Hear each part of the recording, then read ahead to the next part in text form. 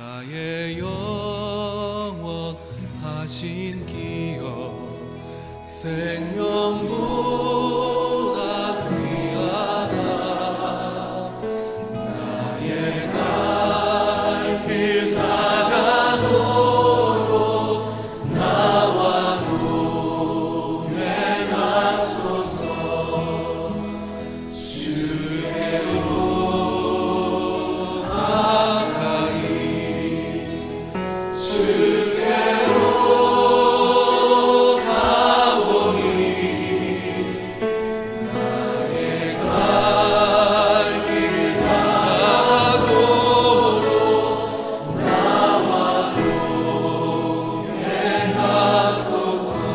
세상 부귀 아니함과 모든 명예 버리고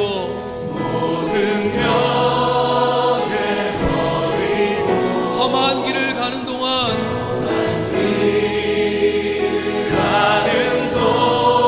나와 동행하소서.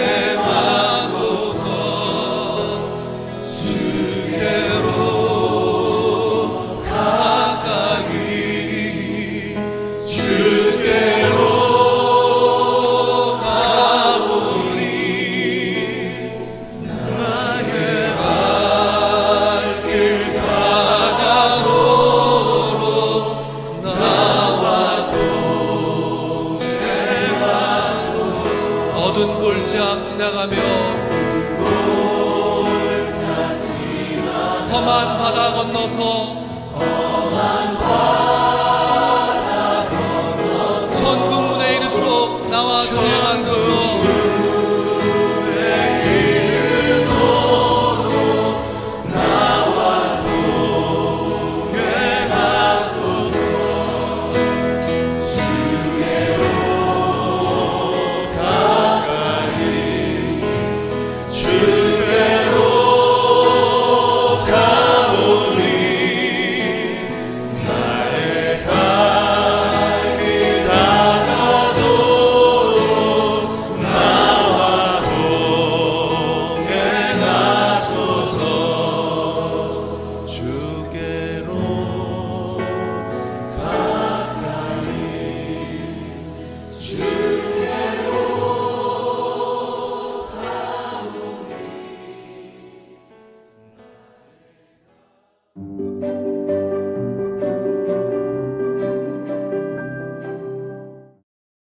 안녕하세요. 부천 온누리교회를 섬기는 윤길중 목사입니다.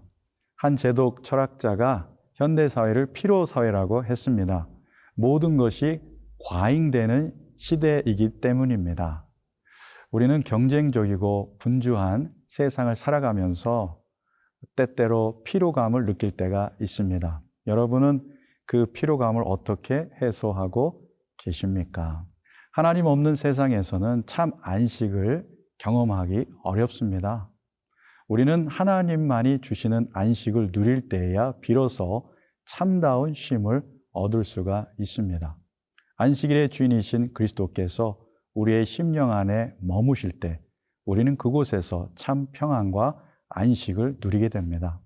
오늘 나눌 말씀은 누가복음 6장 1절로 11절 말씀입니다.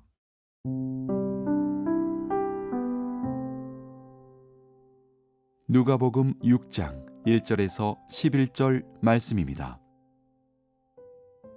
안식일에 예수께서 밀밭 사이로 지나가실새 제자들이 이삭을 잘라 손으로 비비어 먹으니 어떤 바리새인들이 말하되 어찌하여 안식일에 하지 못할 일을 하느냐. 예수께서 대답하여 이르시되 다윗이 자기 및 자기와 함께한 자들이 시장할 때에 한 일을 잃지 못하였느냐.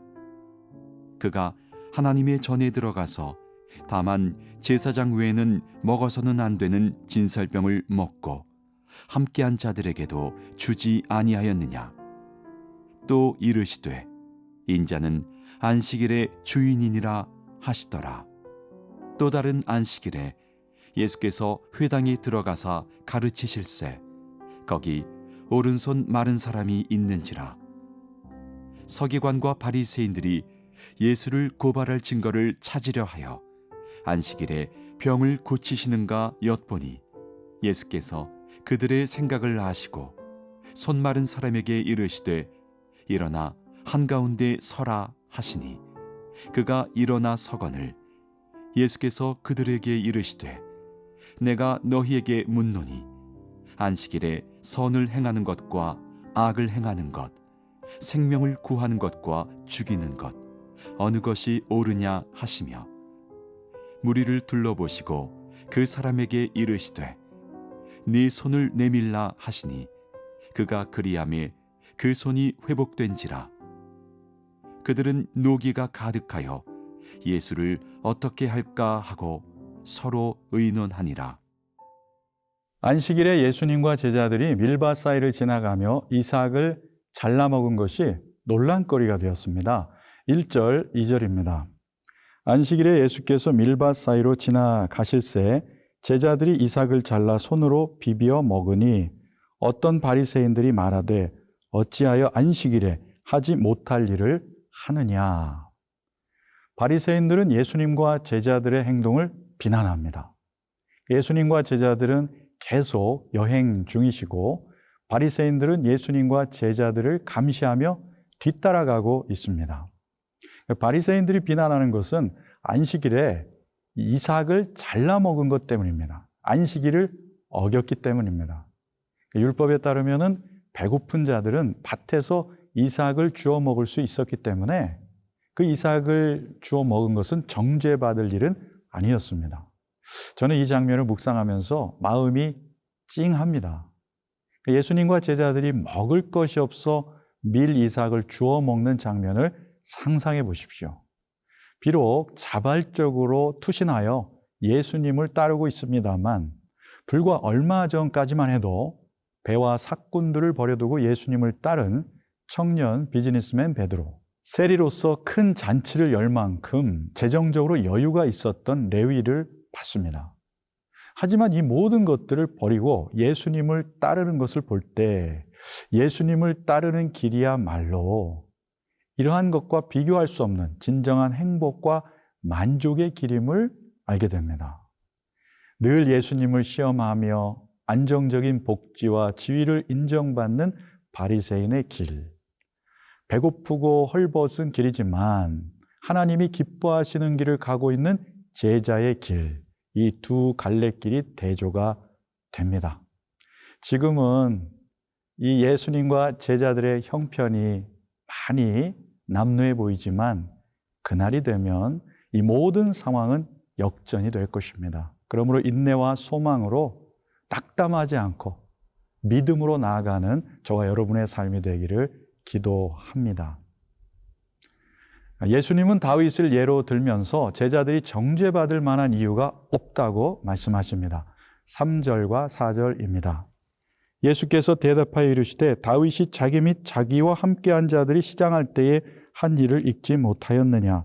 그가 하나님의 전에 들어가서 다만 제사장 외에는 먹어서는 안 되는 진설병을 먹고 함께한 자들에게도 주지 아니하였느냐. 예수님은 다윗을 예로 드셨습니다. 다윗과 군사들이 배가 고파 성전의 진설병을 먹은 일이 율법을 어긴 것이 아니었다고 말씀하십니다. 제사장도 다윗 일행에 협조했기 때문입니다. 이와 같이 제자들이 밀 이삭을 먹은 것도 정죄받을 이유가 없다는 것입니다. 줄이고 배고픈 인간의 필요가 종교적인 율법 의식을 상대화시키고 있습니다. 그러니까 배고픈 사람들을 동정하지도 못하고 그들의 필요를 채워주지도 않으며 율법의 잣대로 냉소적인 비난을 일삼는 바리새인의 영혼은 외형적 신앙만을 추구하는 종교인의 모습입니다. 그리고 예수님은 이어서 이렇게 선언하십니다. 5절 말씀입니다. 또 이르시되 인자는 안식일의 주인이니라 하시더라. 예수님은 안식일의 주인이십니다. 예수님은 인간이 안식일에 진정한 안식과 쉼을 누리기 원하십니다. 주님이 우리에게 바라는 것은 참 안식입니다. 경쟁적이고 분주하고 필요한 세상 속에서 우리가 안식 가운데 있기를 누구보다 바라십니다. 그리고 우리도 누군가에게 안식처가 되어주는 인생이 되기를 원하십니다. 그렇기 때문에 다른 일을 함부로 고치려 하거나 판단하거나 간섭하는 것을 삼가야 합니다. 잘 고쳐지지도 않거니와 상대의 안식을 깨버리기 때문에 그렇습니다. 사람은 잔소리로 고쳐지지 않습니다. 감화가 있어야 합니다. 마음이 녹아져야 됩니다. 마음이 치유를 받아야 행동도 바뀝니다. 차라리 스스로 본이 되는 거울이 되어 주십시오. 안식일의 주인이신 주님의 임재 안에 머물 때에 우리는 비로소 안식을 누릴 수 있다는 사실을 잊지 마시기 바랍니다.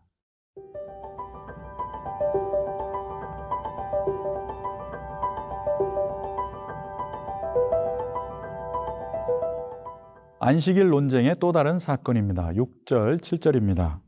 또 다른 안식일에 예수께서 회당에 들어가사 가르치실세 거기 오른손 마른 사람이 있는지라. 서기관과 바리새인들이 예수를 고발할 증거를 찾으려 하여 안식일에 병을 고치시는가 엿보니. 예수님이 회당에서 천국 복음을 가르치실 때에 오른손 마른 사람이 있었습니다. 서기관과 바리새인들은 의례 예수님을 지켜보고 있습니다. 오른손이 말랐다는 것은 많은 것을 유추해 볼 수 있습니다. 그가 선천적으로 오른손이 말랐다면 어린 시절 많은 아이들의 놀림을 받았을 것입니다. 감수성 민감한 청소년 시절에는 열등감으로 자리 잡았을 것입니다. 청년 시절이었다면 결혼과 취업에 여러모로 장벽이 생겼을 것입니다. 오른손이 말랐다는 것은 당시 고정관념으로 저주받아 질병이 생겼다는 인식이 있었기 때문에 그는 육체적으로만 아니라 정서적으로도 영적으로도 곤고한 상황에 처한 삶을 살고 있었을 것입니다. 예수님은 바리새인들, 서기관들의 생각과 마음을 꿰뚫어 보십니다. 8절로 10절 말씀입니다. 예수께서 그들의 생각을 아시고 손 마른 사람에게 이르시되 일어나 한가운데 서라 하시니 그가 일어나 서거늘 예수께서 그들에게 이르시되 내가 너에게 묻노니 안식일에 선을 행하는 것과 악을 행하는 것, 생명을 구하는 것과 죽이는 것 어느 것이 옳으냐 하시며 무리를 둘러보시고 그 사람에게 이르시되 네 손을 내밀라 하시니 그가 그리하매 그 손이 회복된지라. 예수님은 안식일에 병을 고쳐주시면 논란이 될 것을 이미 아셨습니다. 하지만 예수님은 손 마른 자를 세우시고 안식일의 주인으로서 안식일에는 선을 행하는 것과 생명을 구하는 것이 우선되어야 함을 선언하고 계십니다. 그리고 오른손을 내밀라 명하시고 그 손을 치료해 주십니다. 저와 여러분, 우리 각자에게는 이러한 오른손이 있습니다. 내밀기 민망한 오른손.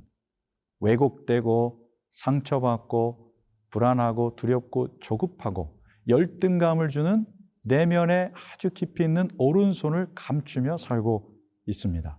이것이 무엇이든지 간에 우리의 오른손은 주님께 그 손을 내밀 때 치유받을 수 있습니다. 그저 예수님께 손을 내밀 용기만 있으면 되는 것입니다. 주님이 그 손을 잡아주시면 우리는 고침을 받을 수 있습니다. 저는 기도원에서 이 본문을 묵상해 본 적이 있습니다. 제가 오른손 마른 사람의 입장에서 봤습니다. 그리고 기도 중에 저의 오른손을 내밀었을 때, 그리고 그 손을 예수님께서 잡아주셨을 때 제 안에 응어리지고 아주 오랫동안 묵혀있던 제 안에 상처가 치유되는 신비한 경험을 한 적이 있습니다. 1시간 이상 눈물 콧물이 흘러내리면서 주님의 그 치유하심을 강력하게 경험한 적이 있습니다. 사랑하는 여러분, 눈물 콧물이 안 나와도 됩니다. 여러분도 묵상하면서 기도하실 때 손을 내밀어 보십시오. 정직하게 여러분의 오른손, 그 연약함을 내밀어 보십시오. 주님께 나아가 나의 연약함을 내미는, 그저 내미는 용기만 필요한 것입니다. 그러면 치유하시는 예수님께서 우리 내면 안에 있는 무의식 저 깊은 곳에 있는 왜곡된 정서와 상처도 만지시고 치유해 주실 것입니다.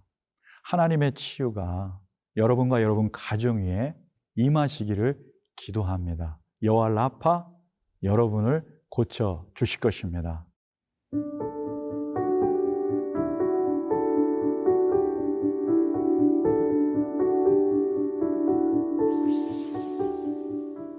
사랑하는 주님, 치유하시는 주님, 메마른 오른손을 주님께 내어 드립니다. 이 오른손은 내 안에 왜곡된 상처입니다. 거짓된 자아입니다. 상처받은 영혼입니다. 그로 인해 떠오르는 불안감, 두려움, 조급함, 열등감 등 이 모든 것들이 치유되게 하여 주옵소서. 주님께서 우리의 오른손을 잡으실 때 상처의 근원들이 마르고 치유될 줄로 믿습니다. 여호와 라파 치유하여 주옵소서. 예수님의 이름으로 기도드립니다. 아멘.